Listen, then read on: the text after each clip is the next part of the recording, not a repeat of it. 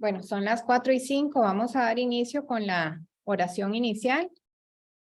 Padre Santo, en el nombre de Jesús, te damos gracias por la oportunidad de estar reunidos virtualmente el día de hoy.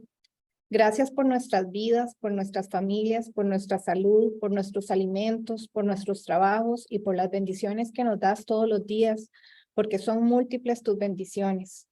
Gracias por tu amor, por tu amparo, por tu protección, por tu guía.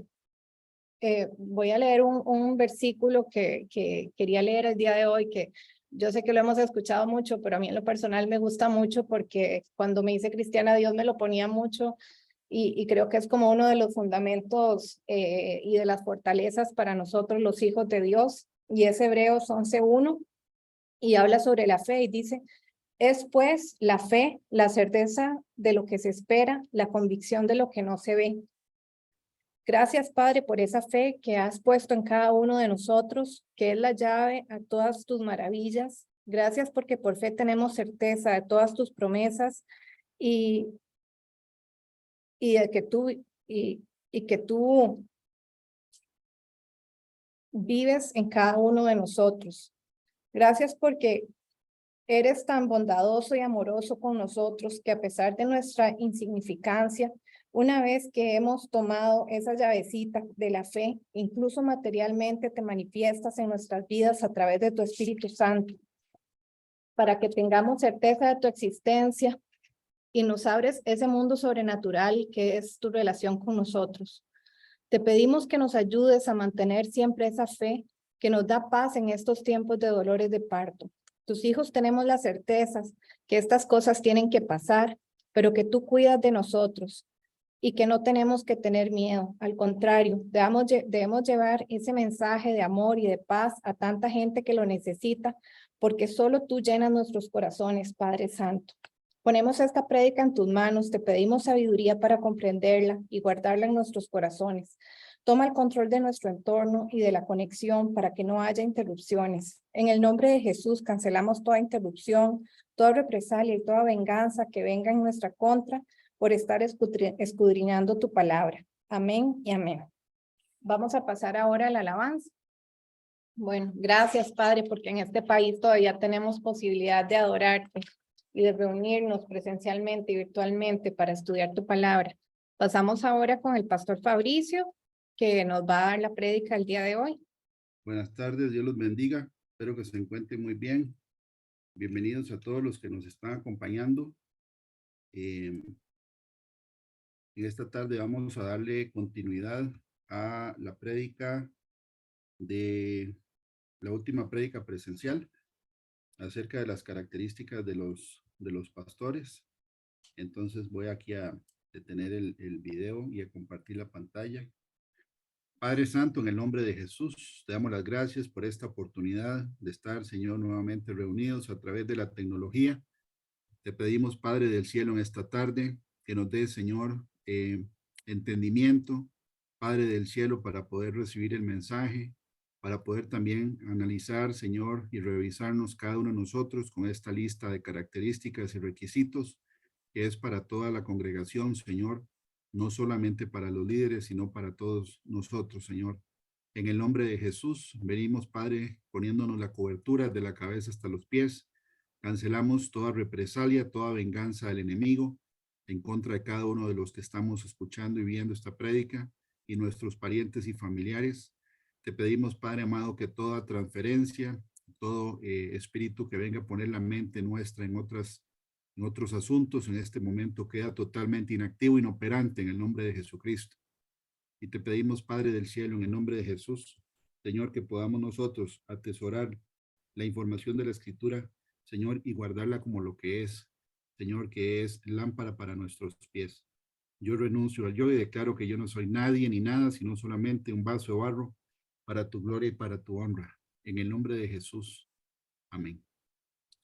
Bueno, ahí siempre empezamos, ¿verdad? Con con la filmina que tiene la información del canal de YouTube, del WhatsApp y del correo electrónico.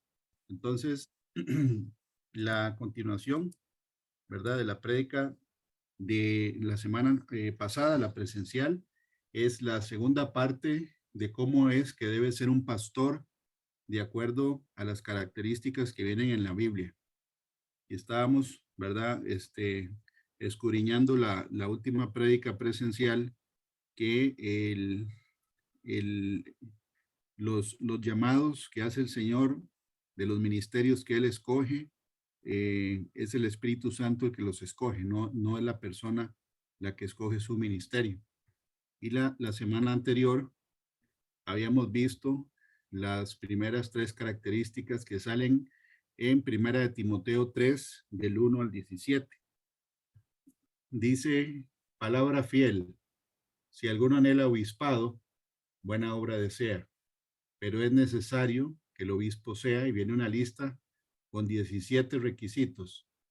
En la prédica anterior vimos los primeros 3 requisitos, ¿verdad? Irreprensible o intachable, por qué tiene que ser marido de una sola mujer, qué significa la palabra sobriedad en la Biblia.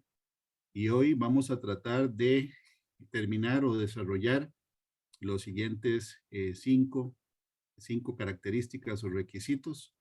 Y si no nos da tiempo, dejamos de la 8 en adelante para la presencial de la otra semana, si Dios lo permite. Ok, entonces voy a leer nada más la lista. Dice, irreprensible, marido de una sola mujer, sobrio, prudente, decoroso, hospedador, apto para enseñar, no dado al vino, no pendenciero, no codicioso de ganancias deshonestas, sino amable, apacible, no avaro, que gobierne bien su casa, que tenga a sus hijos en sujeción con toda honestidad, pues el que no sabe gobernar su propia casa, ¿cómo cuidará de la iglesia de Dios? No un neófito, que es un recién convertido al Señor, no sea que envaneciéndose caiga en la condenación del diablo. También es necesario que tenga buen testimonio los de afuera para que no caiga en descrédito y en lazo del diablo. Son 17 requisitos en el libro, en la carta de Timoteo. Si leemos la carta de Tito, ahí vienen otros requisitos que complementan estos requisitos. Habíamos hablado en la prédica anterior, ¿verdad? Que el apóstol Pablo le escribió 2 cartas a Timoteo. Una, la primera que estamos leyendo ahorita, cuando él tenía el ministerio, ¿verdad? De apóstol, el apóstol Pablo. Y la segunda carta ya se la escribe a Timoteo cuando él ya es un anciano. En la carta número 2 a Timoteo le recuerda que él ya está pronto para ser eh, sacrificado, ¿verdad? Y dar su vida por el ministerio. Entonces, habíamos dado la sugerencia de leer las primeras, la primera y segunda carta de Timoteo y también la carta a Tito, porque ahí viene, ¿verdad? Requisitos no solo de los pastores, sino también de los diáconos y de los ancianos. Y el objetivo de la prédica, ¿verdad? Es que nosotros podamos revisarnos cada uno de nosotros de acuerdo a la lista de requisitos que vienen en esta carta. Entonces, vamos a empezar, ¿verdad? Con la definición o la característica o el requisito número 4 de esa lista que dice que tiene que ser prudente. Una de las maneras, ¿verdad?, de saber qué significa cada definición es buscar lo opuesto, prudente o imprudente, ¿verdad? En este caso, sabemos que una persona imprudente, por ejemplo, es una persona que cuando adelanta un carro en curva, ¿verdad? Eso es una imprudencia. Está poniendo en riesgo su vida y la vida de los demás. Está tomando un riesgo innecesario. Y es precisamente la definición, ¿verdad?, de prudente. Es pensar, ¿verdad? Dice aquí, capacidad de pensar. Yo puse en oscurito como la frase principal, ¿verdad? Capacidad de pensar ante ciertos acontecimientos o actividades, o sea, pensar antes de ciertos acontecimientos o actividades sobre los riesgos posibles que estos conllevan y adecuar o modificar la conducta para no recibir o producir perjuicios innecesarios. O sea, es pensar antes de actuar, pensar antes de hablar, ¿verdad? Pensar antes de decir alguna imprudencia. Es como andar una calculadora, ¿verdad? Y utilizar la calculadora para sumar y restar, a ver si la ecuación da positiva o da negativa, antes de hacer o decir algo. Cuando una persona raya en curva, como decimos aquí en Costa Rica, y no ve lo que viene del otro lado, se la está jugando, ¿verdad? Que venga un carro o está tomando un riesgo a que venga un carro de frente, y precisamente la gran mayoría de los accidentes de tránsito en este país son por falsos adelantamientos. Es una imprudencia. ¿Ok? Entonces, la definición de prudente, de acuerdo a lo que dice la Biblia, ¿verdad? Es pensar y adecuar la conducta para no recibir o producir perjuicios innecesarios. La prudencia es una virtud, es una cualidad, o sea, es algo bueno, es algo que uno debe anhelar, ser una persona prudente. Y eso se enseña en la casa desde temprana edad. Y cuando hemos hecho estudios con las familias, hemos hablado de la prudencia, porque está en la lista de los objetivos de Salomón a la hora de haber escrito los proverbios. Perdón. Que dicho sea de paso, la Biblia dice que Salomón escribió más de 3,000 proverbios. Bueno, tenemos 915 totales en los 31 capítulos del libro de Proverbios, ¿verdad? Y un proverbio son, una de las definiciones de un proverbio, ¿verdad? O un refrán, que podría ser otra manera de decirlo, es que son cápsulas de sabiduría que da Salomón. Y dice aquí, motivo de los proverbios, o sea, con qué objetivo los escribió Salomón. Dice los proverbios de Salomón, hijo de David, rey de Israel, para entender sabiduría y doctrina, para conocer razones prudentes, para recibir el consejo de la prudencia, justicia, juicio y equidad. Cada uno de estos tiene definiciones diferentes. Y es muy interesante, ¿verdad? Por ejemplo, la definición de equidad, que es dar a cada quien según su obra, dice la escritura, ¿verdad? Es darle a quien de acuerdo a lo que se merece, para bien o para mal, ¿verdad? Eso es para, en el caso de una familia, cuando hay cierta preferencia o favoritismo por uno u otro hijo, se está haciendo las cosas sin equidad.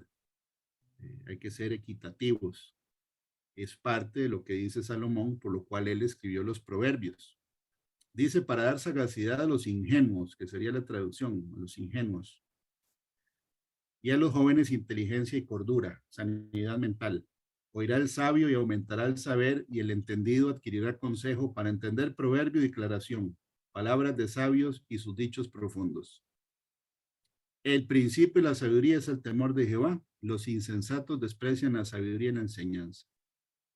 Una de las definiciones de prudencia que vamos a ver en algunos proverbios es precisamente ser receptivo a la amonestación y ser receptivo a la enseñanza. Aquí una persona imprudente sería una persona que desprecia la sabiduría de Dios y desprecia la enseñanza. Estamos hablando de la cuarta característica y requisito de la lista de cómo tiene que ser un pastor y cómo tiene que ser también un creyente. Tiene que ser prudente. Tiene que hablar, actuar con prudencia, sabiendo que lo que va a decir o lo que va a hacer puede producir un perjuicio para la otra persona, para uno mismo, para los dos o para mucha gente, innecesariamente.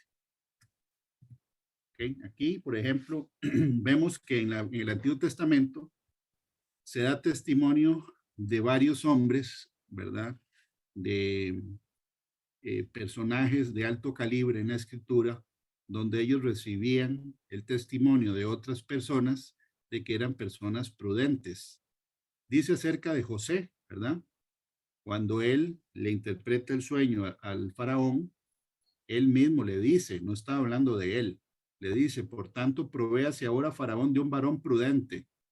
Es una persona que piensa antes de actuar, y sabio, y póngalo sobre la tierra de Egipto. Bueno, sabemos que el faraón lo puso a él. Acerca del rey David dice, entonces uno de los criados respondió diciendo, está hablando al rey Saúl, ¿verdad? Cuando lo atormentaba el espíritu malo de parte de Dios. Y uno de los criados de Saúl dio testimonio de que él conocía a una persona, dice aquí, he aquí yo he visto a un hijo de Isaí de Belén, que Isaí es el nombre del papá del rey David, que sabe tocar y es valiente y vigoroso, hombre de guerra, prudente en sus palabras. prudente en sus palabras, y hermoso, y Jehová está con él. Acerca de Salomón, ¿verdad? Que fue el que escribió los proverbios. Segunda de Crónicos 2:12 habla el rey de Irán, ¿verdad? Que tenía una amistad bastante cercana con el rey Salomón, al punto de que él le suministró gran parte de la madera, ¿verdad? Que él utilizó para la construcción del templo y de los edificios que él hizo en Jerusalén. Dice, bendito sea Jehová, el Dios de Israel, que hizo los cielos y la tierra, y que dio, perdón, al rey David un hijo sabio, entendido, cuerdo y prudente, que edifique casa a Jehová y casa para su reino. Pues la prudencia, ¿verdad?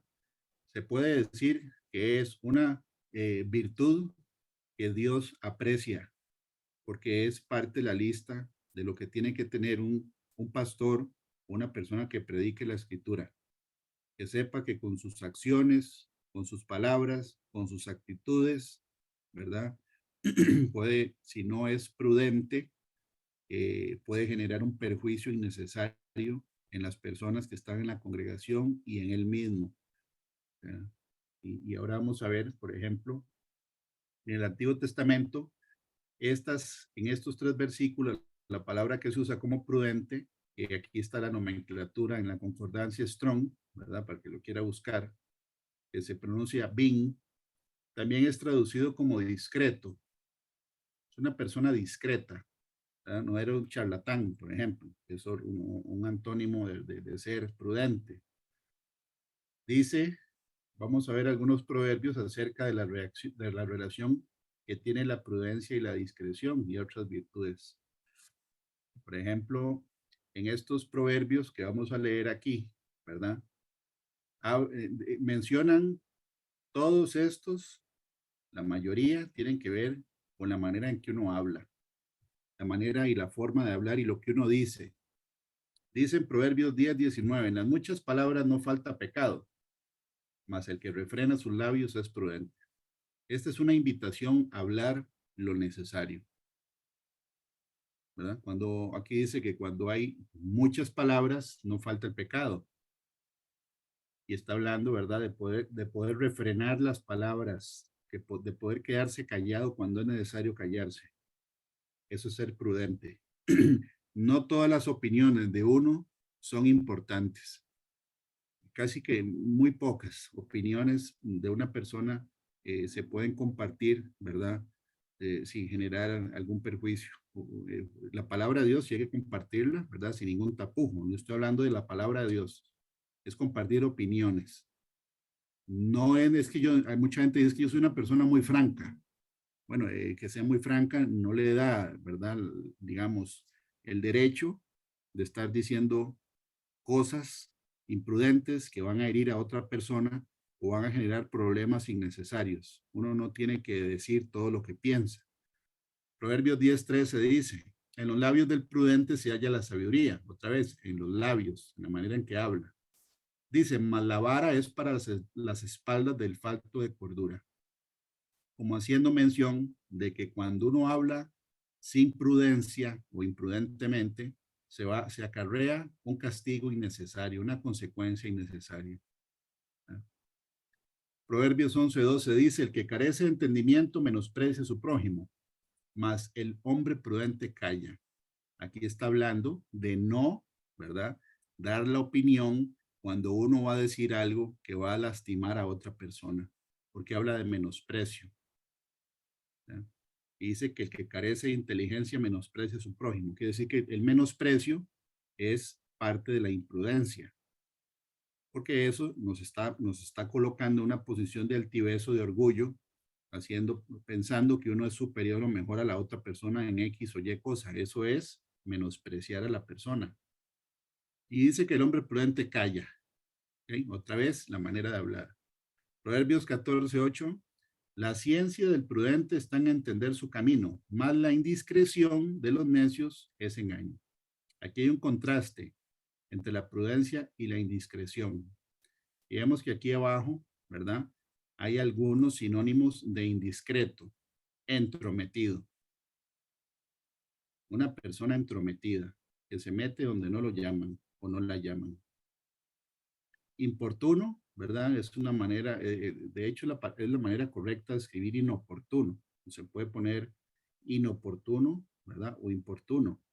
Es que llegan momentos, ¿verdad? Que no son momentos correctos, ni situaciones correctas.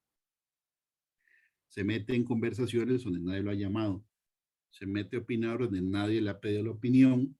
Es vida ajena, hablador, chismoso, lengua larga, extravagante, una persona discreta, ¿verdad? Y la definición dice que pasa desapercibida en la manera en que actúa y en que habla, en el sentido de que no es altilocuente, que es que le gusta llamar la atención.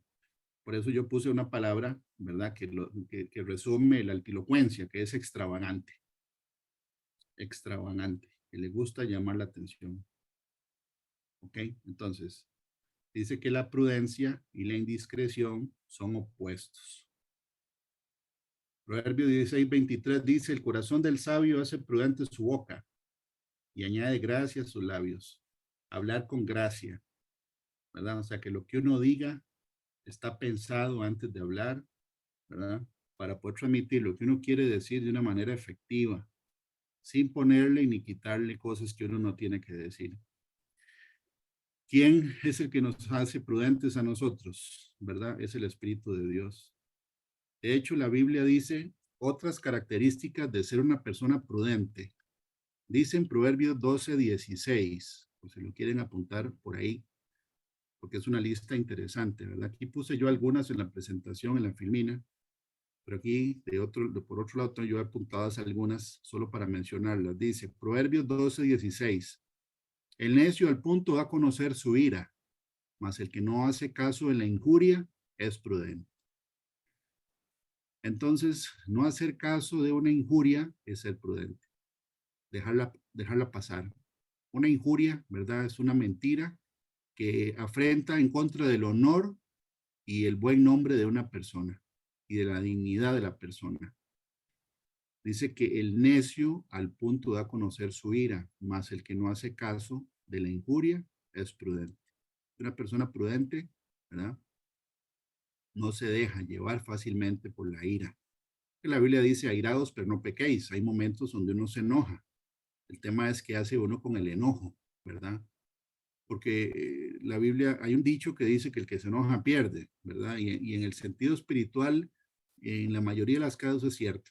Hay veces que el enojo viene del Espíritu Santo en una misión, en una prédica específica, cuando hay rebelión, ¿verdad? Cuando hay reverencia a lo santo, cuando hay falta de respeto a lo santo, es natural que uno sienta enojo, ¿verdad? Porque se le está faltando el respeto a Dios. Pero aquí dice, mas el que no hace caso de la injuria es prudente. Una injuria es lanzada en contra de la persona. Proverbios 15:5 dice, el necio menosprecia el consejo de su padre, mas el que guarda la corrección vendrá a ser prudente. Una persona prudente es que admite que lo corrijan. Eso es ser prudente también, que uno reciba la corrección, que uno reciba un consejo y que acepte la corrección. Eso es ser prudente. Acerca de las mujeres, dice Proverbios 19:14, la casa y la riqueza son herencia de los padres, mas de Jehová la mujer prudente. Y este versículo yo lo tomo también para el género masculino, porque ¿quién es el que enseña a una persona a ser prudente? Aquí dice que es Dios. Proverbios 19:14 dice, la casa y la riqueza son herencia de los padres, mas de Jehová la mujer prudente. Entonces es Dios el que hace prudente a una persona que piensa antes de hablar y de actuar, que no es como una escopeta vieja, ¿verdad? Que se cae y se dispara y dispara para donde sea. Proverbios 23:4, no te afanes por hacerte rico, sé prudente y desiste. Entonces aquí habla de la prudencia con respecto al tema de acumular riquezas o la codicia en este caso, ¿verdad? Le dice que la prudencia es no dejarse llevar por la codicia de acumular riquezas o por las riquezas. También leemos en Mateo 25 la parábola, ¿verdad? De las 10 vírgenes. Hay 5 insensatas y 5 prudentes, así lo dice la Biblia. Dice 5 de ellas eran prudentes y 5 insensatas. En Mateo 25, 1 y 2 hay un contraste. Ahora, ahí la prudencia tiene que ver con tener la lámpara llena de aceite. Eso es, ¿verdad? Prever y estar preparado para o preparada para eventos, ¿verdad? Que vienen en el futuro. O sea, pensar en el tema de tener una provisión. En este caso, ¿verdad? La relación con el Espíritu Santo es, es el mensaje de esa parábola. Tener la lámpara llena de aceite, es prudente tenerlo. ¿Por qué? Porque hay una parábola que dice que va a haber gente que no tenga la relación con el Espíritu Santo cuando Él venga y no va a entrar a las bodas. Entonces la prudencia también tiene que ver con estar haciendo lo que Dios quiere que uno esté haciendo. Mateo 24:45 lo dice. ¿Quién es pues el siervo fiel y prudente, el cual puso su señor sobre su casa para que les dé alimento a tiempo? Bienaventurado aquel siervo, al cual cuando su señor venga, le halle haciendo así. Entonces, ser prudente es estar haciendo lo que Dios nos manda hacer en todo momento. ¿Ok? Entonces, la prudencia, de hecho, es una de las características en las que más material puse porque es una de las virtudes más importantes a la hora de uno ser siervo de Dios, porque hay muchos ojos, o todos, mejor dicho, que están sobre un siervo de Dios para ver en qué falla, para ver qué dice, para ver qué opina, ¿verdad? Entonces la prudencia es muy importante en la vida cristiana. Y el tema de poder hablar de una manera prudente o callarse, porque aquí hay muchos, ¿verdad? Versículos que sugieren que es mejor callarse, hablar poquito. Y lo poco que uno va a hablar, pensarlo bien, ¿verdad? Usando esa calculadora para sumar y restar antes. Dice la siguiente característica que tiene que ser decoroso. Bueno, y aquí estoy poniendo un versículo que ahora vamos a ver que tiene que ver con la manera en que se viste una persona, pero también tiene que ver con esta definición. Es una persona que reúne las condiciones mínimas necesarias para ser merecedor de respeto. Esta es una definición muy interesante. Condiciones mínimas necesarias para que lo puedan respetar o para que genere respeto. Que sea decente, pues lo opuesto, que no sea indecente. Que denote dignidad. Aquí hay dos definiciones que se pueden buscar, ¿verdad? Porque aquí le da profundidad a la palabra decoro. En estos dos casos, de estos dos versículos, que pongo acá, de libros diferentes escritos por el mismo apóstol Pablo, habla, ¿verdad?, de la manera de vestirse. Primera de Timoteo 2:9 dice, asimismo que las mujeres se atavíen de ropa decorosa. De ahí viene, decoro, por ejemplo, ahí viene la palabra decorar, de decoro, ¿verdad? Asimismo que las mujeres se atavíen de ropa decorosa. Esto también es para los hombres, obviamente. Con pudor y modestia, no con peinado ostentoso, ni oro, ni perlas, ni vestidos costosos, sino con buenas obras, como corresponde a mujeres que profesan piedad. Ok, la definición decoroso o el término está relacionado con el concepto de ser honorable. Habíamos visto en la primera prédica, ¿verdad?, que el sufijo able, como amable, es digno de ser amado, amable. Okay. O sea, digno de recibir algún tipo de honor. Es el honor, el buen nombre de la persona. Okay. Merecedor de respeto. Tiene que ser una persona que genere respeto. Okay. Ahora, el respeto se gana. Pero aquí estos dos versículos está hablando de la manera, ¿verdad?, en la que la persona es vista por los demás. Aquí en la nueva traducción viviente, en 1 Corintios 12:22 dice, de hecho, algunas partes del cuerpo que parecieran las más débiles y menos importantes, en realidad son las más necesarias. Y las partes que consideramos menos honorables son las que vestimos con más esmero. Así que protegemos con mucho cuidado esas partes que no deberían verse. Esta es la traducción, nueva traducción viviente. Okay, bueno, aquí esto es obvio a qué se refiere, ¿verdad? Y es cierto, pero ahora ve qué giro más interesante da el versículo. Dice, mientras que las partes más honorables no precisan esta atención especial, Por eso Dios ha formado el cuerpo de tal manera que se les dé más honor y cuidado a esas partes que tienen menos dignidad. O sea, son las que se tapan más en el cuerpo, ¿verdad? Esto hace que haya armonía entre los miembros a fin de que los miembros se preocupen los unos por los otros. Aquí está hablando en el 25 de la congregación, porque todos somos miembros de un mismo cuerpo. Entonces está haciendo una analogía, ¿verdad? Cuando una persona se viste, bueno, hay gente que se desviste en vez de vestirse, o pareciera que está media vestida o medio vestido, porque el principio del decoro es precisamente no exponer partes del cuerpo que deberían estar cubiertas. Okay. Primera de Corintios 12:22, nueva traducción viviente, lo dice de una manera muy clara. Okay. Cuando una persona se viste, las partes que son menos honorables son las que se cubren más. Y hay un capítulo entero o varios en Levítico que habla acerca de descubrir la desnudez. ¿Okay? Entonces, eso tiene que ver con el decoro. Tiene que ser una persona decorosa, que genere respeto, que sea honorable.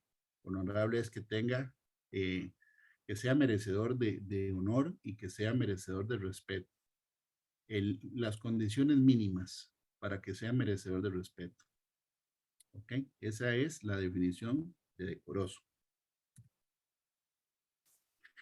Hospedador, en la nomenclatura Strong o en el libro Strong, la palabra que se utiliza en realidad es hospitalidad. Hospedador, perdón, le quita o le hace dar un término para nosotros o para mí, por ejemplo, eh, diferente a la definición que en el griego da la palabra, que es hospitalidad. Se traduce del griego filoxenos. ¿Se acuerdan que hay una iglesia, que es la número 6, en la lista de las 7 cartas a las iglesias, una iglesia que se llama Filadelfia, y significa amor fraternal, de filos, ¿verdad? Que es amor, y delfos, adelfos, que es hermano, amor fraternal. Aquí, xeno, de aquí viene la palabra xenofóbico, que es gente, ¿verdad? Que no le gusta a la gente extranjera, o no le gustan las ideas extrañas o de afuera. Entonces, la palabra hospitalidad es amor o afecto por los extraños o extranjeros. ¿Okay? La iglesia no es un círculo hermético, ¿verdad? Donde las personas de afuera no pueden acceder, es todo lo contrario. Nosotros, la iglesia de Cristo y los miembros de una congregación tenemos que ser hospitalarios, ¿ok? Significa que alberga extranjeros y necesitados, que son bien recibidos. Viene del sufijo, bueno, ahí dice, ¿verdad? La raíz, el sufijo ario que pertenece, o sea, hospitalario, sobre la palabra hospital y el latín hospitalia, que es un departamento de visitas forasteras, de ahí viene el hospital, ¿verdad? Pero la hospitalidad de la que habla esta lista es tratar bien a las personas que uno no conoce. Recibir en una congregación a las personas nuevas de una manera amable, por ejemplo, ¿verdad? Las personas que no conocen el evangelio y se acercan para escuchar o ver de qué se trata el mensaje deben sentirse bien recibidas, bienvenidas. Por ejemplo, en reuniones del cuerpo de Cristo. Bueno, en la última presencial estuvo precioso el evento, ¿verdad? Donde doña Dilia nos dijo al inicio que nos saludáramos y todos antes de iniciar la reunión. Qué bonito, ¿verdad? Y eso hace que una persona se sienta bienvenida. Esa es la hospitalidad de la que habla la escritura. Conocer a las personas nuevas para nosotros por su nombre, ¿eh? Por su nombre, mostrar interés genuino de parte de los líderes y en general de toda la congregación. Aquí puse yo, puede ser la última vez que los veamos en esta vida, sí, porque hay gente que llega a las congregaciones, ¿verdad? A visitar y muchas veces ya tienen en su mente la idea, ¿verdad? Lo digo con propiedad, de ver si es algo genuino o es más de lo mismo, porque ya decidieron en su corazón atentar contra su propia vida. qué importante que una persona cuando llega y nadie la conoce o es extraña al grupo, que se sienta bienvenida, que vea algo genuino, que se le converse, como decimos aquí, que le demos pelota, ¿verdad? Porque puede ser la última vez que la veamos. Y hay testimonios de gente que va a una congregación y no la reciben o no lo reciben bien, o es más de lo mismo, que va y sale y se suicida, porque lo que vio fue más de lo mismo. Estoy hablando de un caso, ¿verdad? O casos que son de la vida real. ¿Okay? Uno tiene que ser una persona atenta, un anfitrión atento. Ahora, el hecho de hospedar gente en la casa de uno, ¿verdad? Que en esta época es un tema, yo creo que en todas las épocas, ¿verdad? De la humanidad, hospedar gente en la casa es un tema en que hay que tener discernimiento espiritual, ¿verdad? Pero es parte de la definición de ser hospitalario. La Biblia dice que el apóstol Pablo agradece en varias cartas del Nuevo Testamento la hospitalidad de personas que lo recibieron en su casa. Y eso lo vemos desde el Antiguo Testamento, ¿verdad? En el caso de Elías y Eliseo, ellos fueron hospedados en casas, ¿verdad? Donde ellos no eran de ahí. La viuda de Serepta recibió a Eliseo y lo hospedó.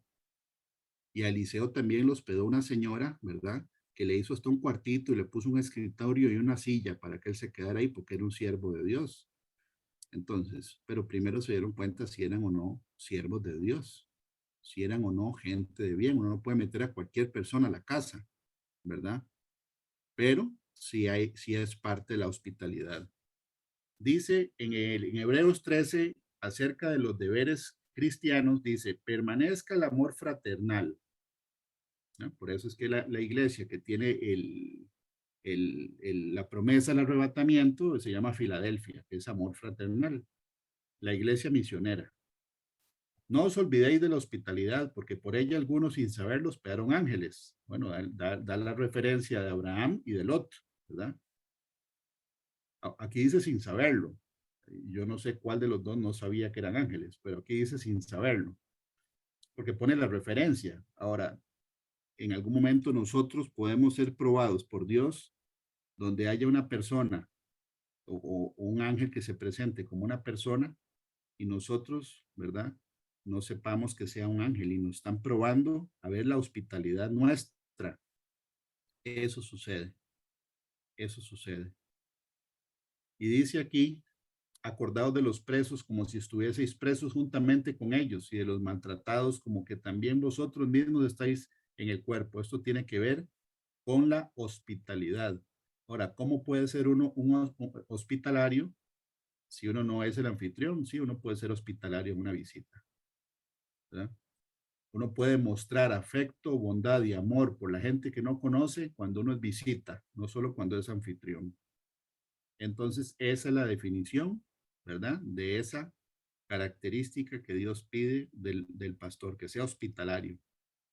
¿Okay? Que sea no solo un buen anfitrión, sino que cuando es visita, también sea amable por la gente que no conoce. ¿Okay? Y eso es para todos. Apto para enseñar, número 7 de la lista de 17. La aptitud para enseñar es un regalo que Dios le da a una persona. ¿Okay? Hay gente que tiene la facilidad de explicar cosas muy complicadas de una manera muy sencilla. Y ese es Dios. Dios es el que explica. Yo lo veo muchas veces, a veces compartimos, doña Jamie y yo, escrituras y revelaciones y en la mente uno las empieza a tratar de acomodar de una manera sencilla y después el Señor lo sorprende a uno que lo explica de una manera que hasta un chiquito lo puede entender. Y eso es un don. La Biblia dice en el caso de la escritura de Antiguo y Nuevo Testamento, bueno, más que todo en el Nuevo Testamento, que el Señor Jesús habló mucho por parábolas, ¿verdad? Es una herramienta de enseñanza también. Es una herramienta para enseñar las parábolas. La Biblia dice en Mateo 13 que es un filtro de hipocresía, ¿verdad? Porque el que no entiende la parábola no la pregunta. Se queda ahí sin entender. Sin embargo, el poner ejemplos de ese tipo, ¿verdad? Es algo que el Señor, Dios mismo usó con nosotros, con los seres humanos. Usa analogías o representaciones para que haya enseñanza moral, ¿verdad? El requisito para tener ese don es que la persona tiene que aprender primero y ser una persona que esté dispuesta a aprender.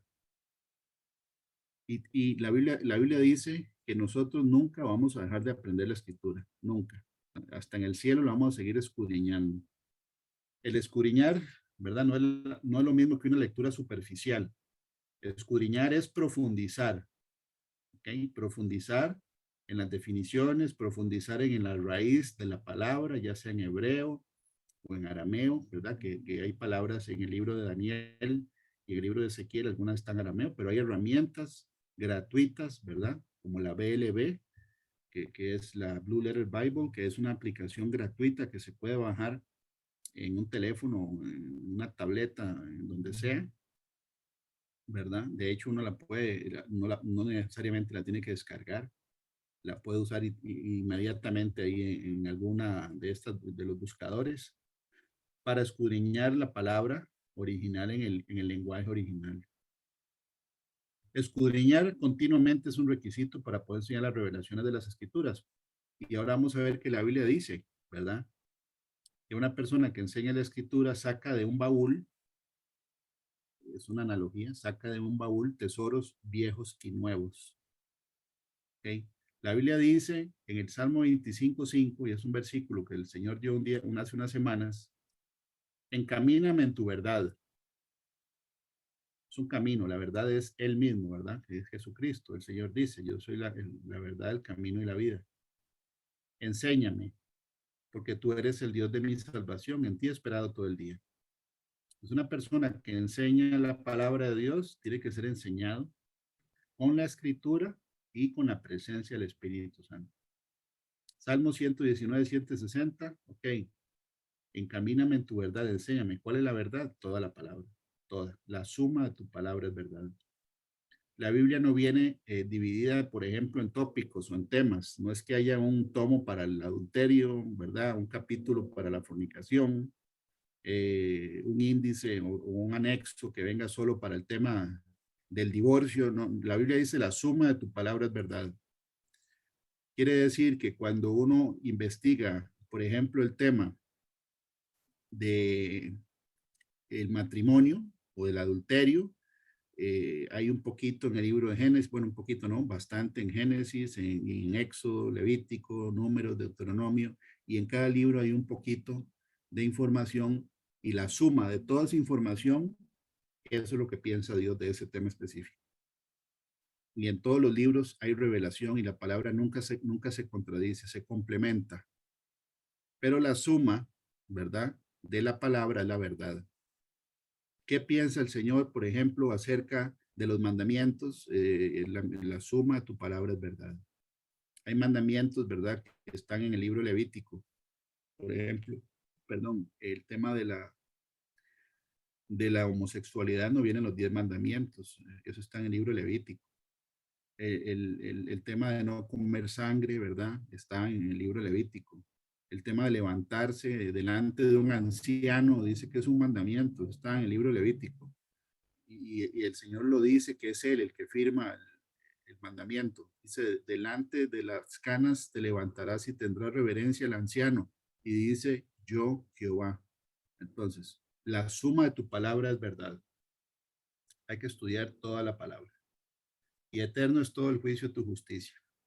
Es un mandamiento que el Señor le da a los siervos de Dios, enseñar todas las cosas, todas. ¿De qué tarea? Todas las cosas. Por tanto, id y haced discípulos a todas las naciones, bautizándolos en el nombre del Padre, del Hijo y del Espíritu Santo, enseñándoles que guarden todas las cosas que os he mandado. Y he aquí yo estoy con vosotros todos los días hasta el fin del mundo. Enseñándoles a ser un discípulo requiere que la persona sea enseñada, ¿verdad? Por la palabra, por una persona que tenga la aptitud. El apto es que esté calificado, que tenga la capacidad de enseñar, que tenga la paciencia de enseñar también y que siga aprendiendo, escudriñando la palabra continuamente. Dice que es un mandamiento que el Señor le dio a los discípulos, hacer más discípulos y enseñarles todas las cosas. El Señor garantiza que Él va a estar con nosotros hasta el fin del mundo. Ahora, aquí, como hay un asterisquito aquí rojo, es porque yo tengo más información aquí de otro lado para complementar lo serio que es el tema de ser un maestro de la palabra.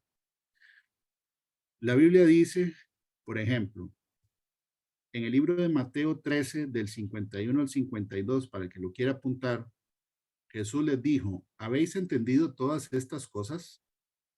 O sea, Jesús enseñaba y les preguntaba si habían entendido. Ellos respondieron, sí, Señor. Él les dijo, por eso todo escriba docto en el reino de los cielos es semejante a un padre de familia que saca de su tesoro cosas nuevas y cosas viejas. Cosas nuevas y cosas viejas. Es de los dos, ¿verdad? Testamentos, de las dos secciones de la Biblia, por decirlo de una manera, porque hay los libros de sabiduría, por ejemplo, están en el Antiguo Testamento. Lo hemos visto en una prédica, no sé si se acuerdan, que el Antiguo Testamento está dividido en 5 grupos de libros, ¿verdad? Y uno de esos son los libros de sabiduría, que ahí están los Salmos, está Job, ¿verdad? Está Eclesiastés, está Proverbios, está Cantares. Eso está en el Antiguo Testamento y son tesoros, son cápsulas de sabiduría. En el libro de Mateo 22:16, ¿verdad? En la Nueva Traducción Viviente dice lo siguiente: enviaron algunos de sus discípulos junto con los partidarios de Herodes a buscarlo. Maestro, dijeron, sabemos lo honesto que eres. Enseñas con verdad el camino de Dios. Eres imparcial y no tienes favoritismos. Esa es la traducción, Nueva Traducción Viviente. El Señor Jesús enseñaba la palabra de Dios sin tomar en cuenta, ¿verdad? Y no tenía ni favoritismos, ni era imparcial. O sea, él tenía que hablar la palabra y la habla, ¿verdad? Sin importar si ofende o no ofende a una persona. Eso no es ser imprudente. Predicar la palabra como es un deber y es una obligación del que predica. Uno no puede predicar, ¿verdad? Lo que las personas o un segmento o alguien quiere escuchar o le gusta escuchar con tal de uno no ofender a una persona porque tiene favoritismo o está siendo, en este caso no está siendo imparcial, ¿verdad? Le está diciendo cosas para no ofenderlo, para no dañar la amistad, la relación o lo que sea, y es todo lo contrario. El maestro tiene que hablar las cosas como son, de acuerdo a la palabra, independientemente de quién esté escuchando. Pablo, el apóstol, en 1 Timoteo 4, le dice a Timoteo, en la primera carta, ¿verdad? Estaba Timoteo en entrenamiento. Entre tanto que voy, ocúpate en la lectura, la exhortación y la enseñanza. 3 cosas. Que lea, que exhorte y que enseñe. No descuides el don que hay en ti, que te fue dado mediante profecía con la imposición de manos del presbiterio. Ocúpate en estas cosas, permanece en ellas para que tu aprovechamiento sea manifiesto a todos. Y el versículo 16 sí lo saqué de la Nueva Traducción Viviente y es una advertencia. Dice, ten mucho cuidado de cómo vives y de lo que enseñas. Mantente firme en lo que es correcto por el bien de tu propia salvación y la de quienes te oyen. Ve qué delicado. Pablo le dice a Timoteo, tenga cuidado de cómo vive y de lo que enseña, que se mantenga firme en lo que es correcto por el bien de su propia salvación y de las personas que lo van a oír. Y en Santiago capítulo 3 hay otra advertencia, esta vez, ¿verdad? Por Santiago, y dice en la Nueva Traducción Viviente, Santiago 3 del 1 al 2, amados hermanos, no muchos deberían llegar a ser maestros en la iglesia, porque los que enseñamos seremos juzgados de una manera más estricta. Qué duro. Un maestro va a ser juzgado más estrictamente. Amados hermanos, no muchos deberían llegar a ser maestros en la iglesia porque los que enseñamos seremos juzgados de una manera más estricta. Ahí está hablando Santiago. Es cierto que todos cometemos muchos errores, pues si pudiéramos dominar la lengua seríamos perfectos, capaces de controlarnos en todo sentido. Está uniendo la lengua con las acciones. Ahí queda eso de tarea. Santiago 3 del 1 al 2 está diciendo que no todos se hagan maestros, ¿verdad? Y especialmente las personas que no pueden dominar la lengua y sus acciones. Santiago 3 del 1 al 2. Entonces, apto para enseñar, sí, apto para enseñar. Y el que está enseñando o los que estamos enseñando tenemos que saber que la Biblia dice que nos van, ¿verdad?, a juzgar de una manera más estricta. Es algo muy delicado porque si uno está enseñando una herejía, un error doctrinal, uno, ¿verdad?, entra en juicio como un falso maestro. Ok, apto para enseñar. Número 8. Y si nos va a dar tiempo de ver, gracias a Dios, las 4 que tenía para el día de hoy. Dice no dado al vino. Ok, no dado al vino. La palabra que se usa en el griego original es paroinos. Y es una palabra compuesta, ¿verdad? De para, que significa cerca de. Y oinos, que es vino. O sea que la definición es que no esté cerca del vino, que no sea cercano al vino. Cercano es, por ejemplo, que no sea conocido por ser un bebedor, que no sea una persona conocida por ser un bebedor. Ahora, el Señor Jesucristo tomó vino, pero el Señor nunca se emborrachó. Eso no está en la Biblia. Él nunca perdió el control, ¿verdad?, de sus emociones ni acciones por estar intoxicado con alcohol.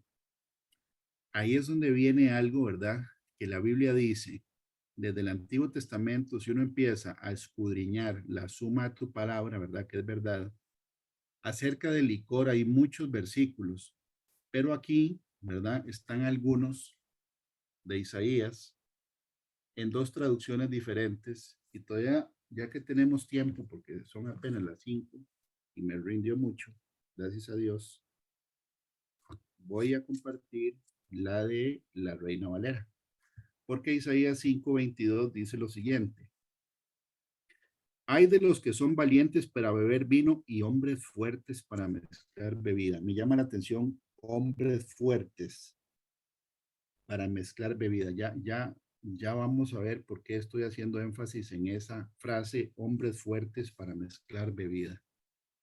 Porque el Nuevo Testamento habla también del hombre fuerte, ¿verdad? En una liberación espiritual.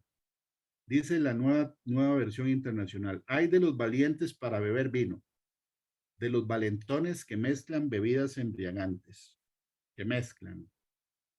¿Ok?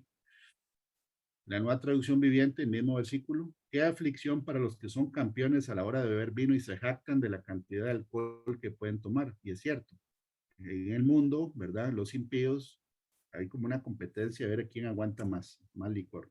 Es como algo bueno. Pero aquí el tema es que la Biblia dice hombres fuertes para mezclar bebidas mezcladas. ¿Okay? En Proverbios 31, la madre de Lemuel, porque es la que le escribe el Proverbio 31, y ahí hay varias posiciones en el sentido de quién es Lemuel, cuál es la identidad de Lemuel. Lemuel es un nombre por el cual también es conocido el rey Salomón. ¿Ok? Que significa, Lemuel significa el amado por Dios. Bueno, sea o no sea Salomón, esto lo escribió la mamá. Dice: querido Lemuel, no conviene que los reyes tomen bebidas alcohólicas. Aquí está diciendo, no conviene que los reyes tomen bebidas alcohólicas, o sea, del todo que no tomen. Aquí dice no dado al vino, que no sea cercano al vino y que no sea conocido como un bebedor. Bueno, y yo les voy a ir, conforme voy avanzando en este tema específico, que es el número 8 y último que vamos a ver hoy, yo les voy a ir contando cuál es, en el caso mío, la decisión personal, ¿verdad? Que es algo personal, basado en la escritura y en lo que yo he visto, con la evidencia que vamos a ver ahora. ¿Ok? Dice, ni que se emborrachen, porque en cuanto se emborrachan se olvidan de la ley. Eso está en la Biblia. Porque en cuanto se emborrachan se olvidan de la ley. ¿Cuál ley? Bueno, la de Dios. Pero también vemos que la gente alcoholizada rompe leyes de tránsito, generalmente, constantemente, y causa accidentes donde hay muerte de por medio, es una imprudencia. Pero la mamá se lo está diciendo a un rey, porque él está en una posición, o sea, se asume que es el rey Salomón. Se olvidan de la ley y no protegen a los pobres. El alcohol es para los que viven amargados y ya no tienen esperanza. Déjalos que se emborrachen y se olviden de su miseria, que no se acuerden de lo mucho que sufren. Aquí esta señora, ¿verdad? Que de acuerdo a la tradición es Betsabé, la mamá de Salomón. Ella estaba refiriéndose de cierta manera, ¿verdad? Con menosprecio, de una manera despectiva por las personas que se emborrachan, que es como es una señal de que la persona, ¿verdad? Tiene amargura, que necesita sentir los efectos del alcohol, ¿verdad? Porque la realidad no la tolera o porque no es muy llevadera con la realidad que tiene. Dice que no tienen esperanza. Déjalos que se emborrachen y se olviden de su miseria. Bueno, hay gente que toma, ¿verdad? Para desinhibirse. Hay gente que en el mundo toma para que pueda bailar, porque si no, no baila. Igual no baila, ¿verdad? En su mente está bailando, ¿verdad? Pero bueno, es otra cosa. El alcohol desinhibe, que no se acuerdan de lo mucho que sufren. Entonces lo está diciendo de una manera despectiva para que el alcohol es para la gente que es amargada, no tiene esperanza, que vive en una miseria, ¿verdad? Y están en sufrimiento de alguna manera. Emborracharse, ¿verdad? Efesios 5, porque el Señor Jesús tomó vino. Él no tomó por ninguna de estas razones. De hecho, el milagro, ¿verdad?, que él hizo en las bodas de Canaán fue convertir el agua en vino. Que no era para que la gente se emborrachara. Eso es una tipología de las bodas del Cordero. Pero estamos viendo, ¿verdad?, que sí hay varios versículos que advierten acerca del licor. Dice, Efesios 5:18 en la traducción al lenguaje actual. No se emborrachen, pues perderán el control de sus actos.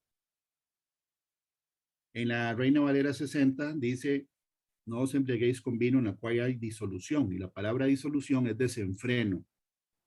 Ok, hay gente que cuando toma licor se desenfrena y empieza a actuar, ¿verdad? Bueno, hay gente que le da diferente dependiendo de lo que tome, que ya lo vamos a ver, es parte de la prédica de hoy.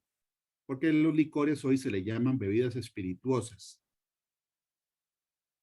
Dice, no se emborrachen, pues perderán el control de sus actos. Más bien, permitan que sea el Espíritu Santo quien los llene y los controle. Ojo, control y control, ¿verdad? O sea, ¿quién controla a una persona ebria? Es una pregunta interesante. O sea, ¿quién toma la manivela del carro cuando una persona está borracha? ¿Quién es el que maneja? Bueno, si la persona maneja un carro, ¿verdad? Físico, posiblemente se mate o mate a alguien, o se maten todos. Pero estoy hablando en el tema del dominio propio. ¿Quién controla los actos de una persona cuando la persona está embriagada o está ebria? Aquí dice que el Espíritu Santo es el que nos tiene que llenar y controlarnos. ¿Ok? Primera de Pedro 4 dice, en el pasado, nueva traducción viviente, en el pasado, o sea, ya no, en el pasado, o sea, ya no, han tenido más que suficiente de las cosas perversas que les gusta hacer a los que no tienen a Dios. Hay gente que dice, es que yo ya me tomé la cuota, ¿verdad? Eso es lo que dice mucha gente cuando ya deja de tomar.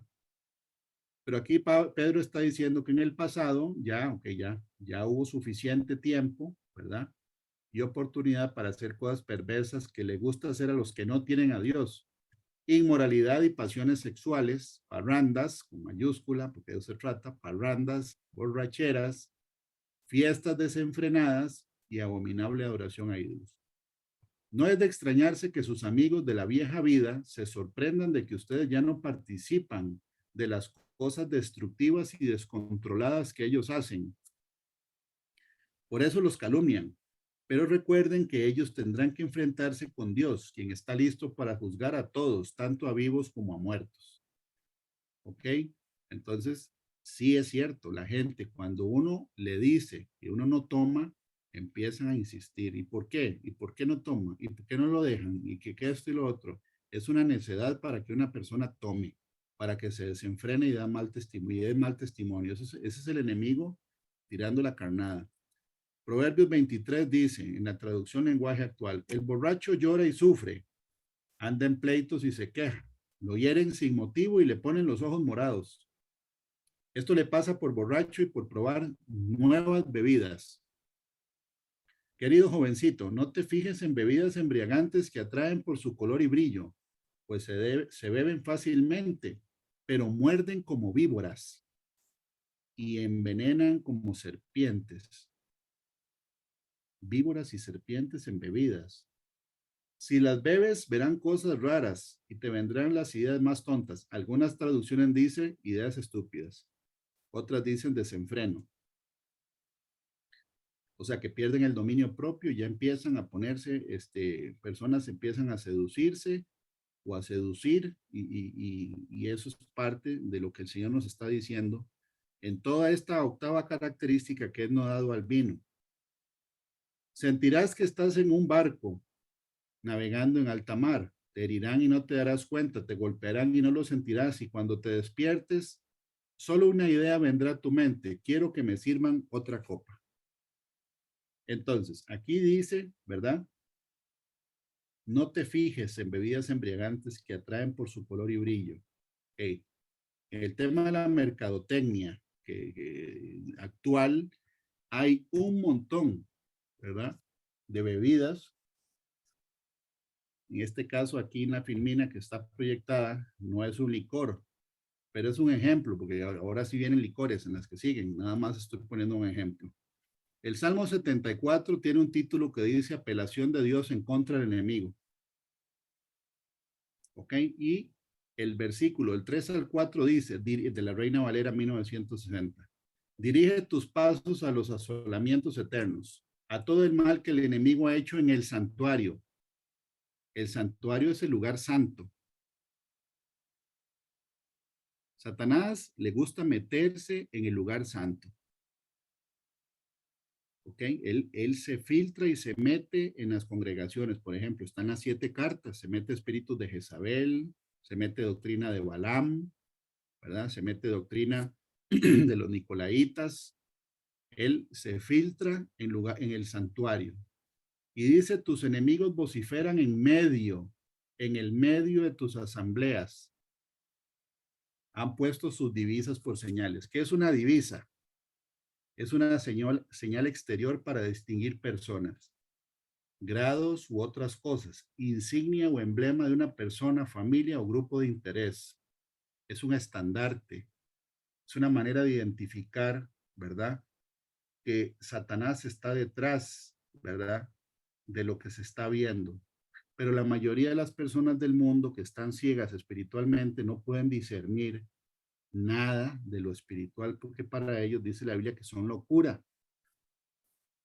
Entonces, por ejemplo, aquí está escrito, y esto pasa, por ejemplo, hay congregaciones cristianas que en algún momento se hacen parte de una comunidad mundial, una estructura mundial, donde ya el logotipo de la iglesia cambia y ponen en el logotipo de la congregación una divisa que es un estandarte que tiene simbología del ocultismo y está a la vista de todos y nadie lo ve.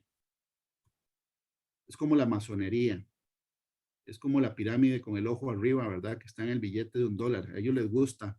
Es como ponerle la calcomanía, como que la gallina le ponga la calcomanía al huevo que puso. Como diciendo, este huevo es mío, este es mío. O sea, a él le gusta. Yo no sé si es que le gusta o está obligado a. Yo creo que por la palabra de Dios, ¿verdad? Ya llevo una hora. Bueno, por la palabra de Dios, él está obligado a poner sus estandartes o emblemas, ¿verdad? En los productos que tienen que ver con él.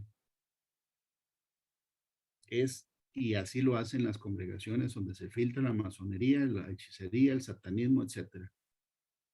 Hay simbología del compás con la escuadra, hay simbología de hexágonos, hay simbología del cubo negro, que es parte de lo que en el momento hay que ver juntos. Y en este caso, esta bebida, ¿verdad? Pues es demasiada la información que ponen como una divisa. ¿Por qué? Pues bueno, esto es una bebida energética, se llama Monster o Monstruo. Estas tres rayas que parecen tres garras, ¿verdad? Son las son tres letras en hebreo, que es la sexta letra del alefato, que tiene el valor numérico 6. Y además de esto, en el hebreo antiguo, esta letra representa un clavo. ¿Ok? Aquí está la cruz y los tres lugares donde tiran los tres clavos, ¿verdad? Son unos miserables. Aquí dice, desata la bestia.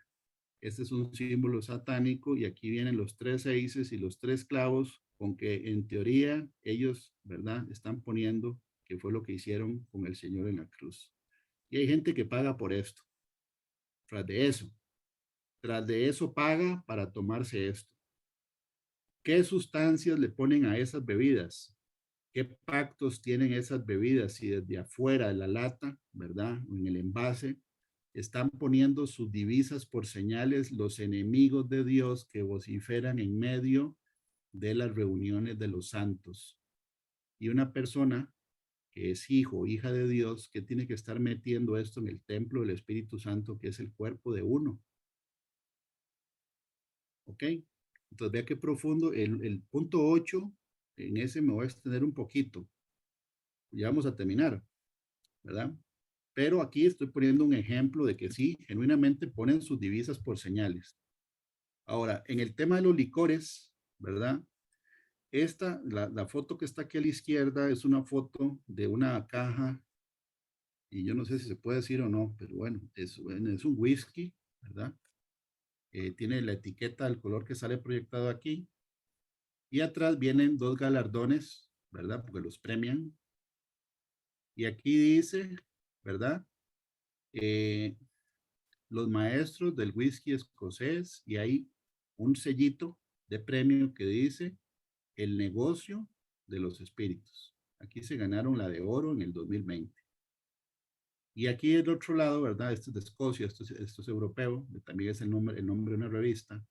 Aquí también se ganan, ¿verdad? El premio en el 2020, que es muy irónico, bueno, que se llama la competición de los espíritus del mundo. ¿Por qué espíritus? ¿Qué tiene que ver un licor con un espíritu? Bueno, el logotipo de esta entidad, ¿verdad? Esta, que es una revista y es un grupo de personas que evalúan licores a nivel mundial, usan el hexágono, ¿verdad? Que ahorita no lo vamos a ver.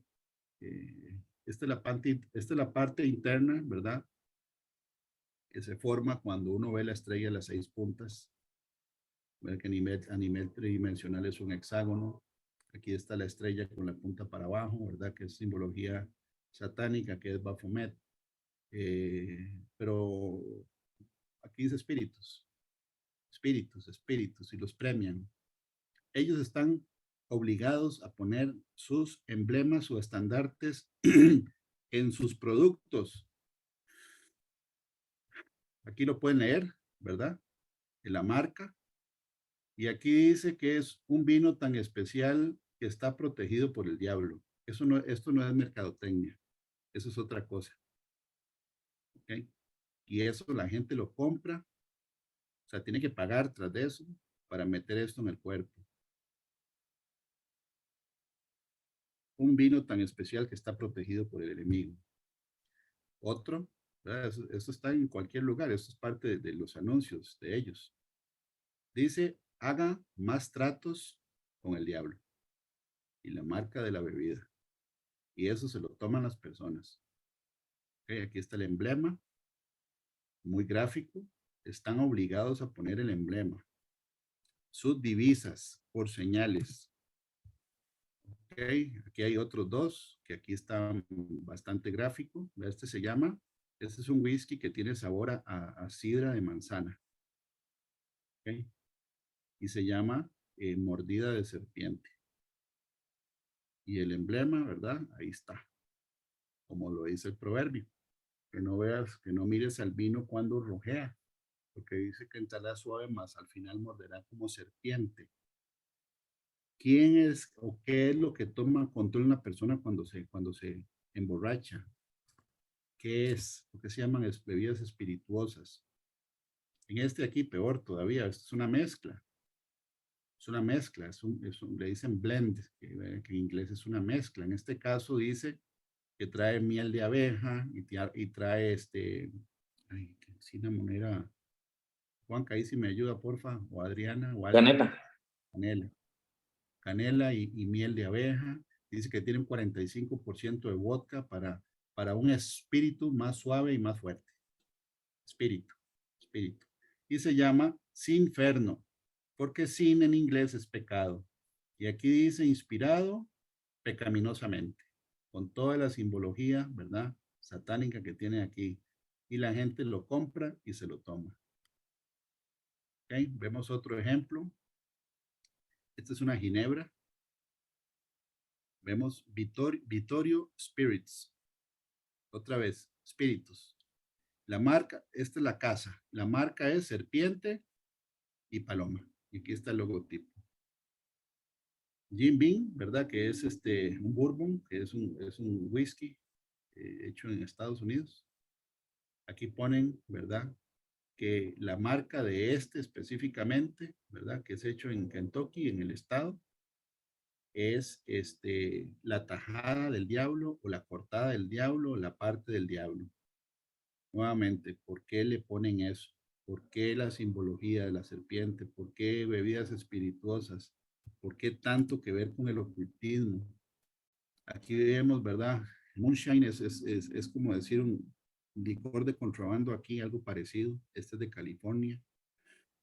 Y la marca es la ración del diablo.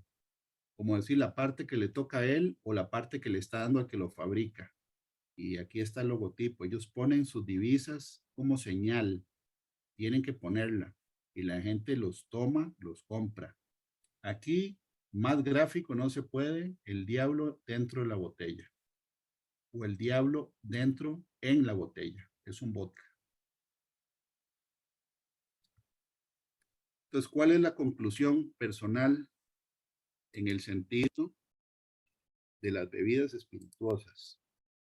O en esa parte que dice, no dado al vino. Si fuera vino, ¿verdad? Producido en un lugar donde uno sabe que fue hecho de la manera correcta y sin impactar con el enemigo, y aún así con el efecto, ¿verdad? Una vez estaba pensando yo en un argumento que fuera fácil de decir a la hora de que preguntan e insisten en por qué uno no toma licor. Y bueno, a mí se me vino a la mente decir, yo no tomo porque no me gusta el efecto que produce en mi temperamento ni en mi comportamiento, ¿verdad? Y ahí no estoy diciendo nada que no sea cierto, es cierto, no me gusta. Además de eso, en lo personal, no me gusta, no me agrada en general, pero las bebidas que nosotros ahorita en esta época hay disponibles, si uno analiza, ¿verdad? Las marcas, analiza la simbología, las divisas, que son señales, emblemas y estandartes que el enemigo pone para dejar claro que él está detrás de esa casa comercial, ¿verdad?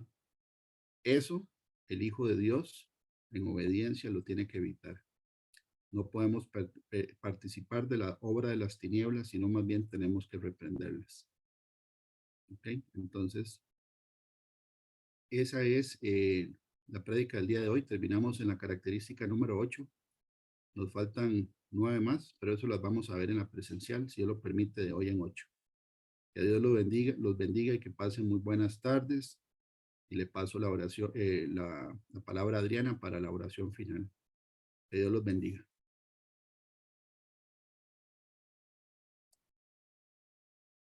Muchas gracias, Fabricio, por la enseñanza. Vamos a hacer la oración final para despedirnos. Gracias, Padre Santo, en el nombre de Jesús, por esta enseñanza que nos traes el día de hoy.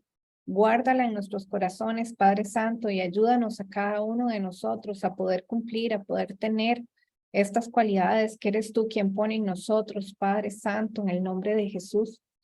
Ponemos esta semana que inicia en tus manos, toma el control de nuestras vidas, de nuestros trabajos, de nuestros estudios. Protégenos, protege nuestra familia. Gracias porque sabemos que provees alimentos, que provees todo lo que necesitamos, Padre Santo. Pon las personas que necesitan escuchar tu palabra en nuestro camino y danos sabiduría, Padre, para poder llevarles este mensaje de las buenas nuevas que tienes para nosotros, Padre, en el nombre de Jesús. Muchas gracias. Amén.